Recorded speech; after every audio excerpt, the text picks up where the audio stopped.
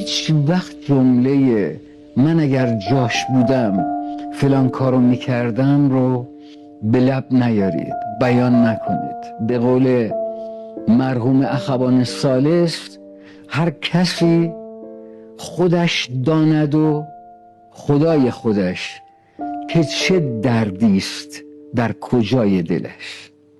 شما فقط زمانی حق داری در مورد راه رفتن کسی نظر بدی که حتما یه مقدار از مسیر رو با کفشای اون راه رفته باشی. یادتون نره اگر کسی رو قضاوت کردید، کائنات، سرنوشت اونقدر دنبالت میکنه که بالاخره یه جایی تو رو با همون شرایط گیر بندازه، حتما مچ تو میگیره.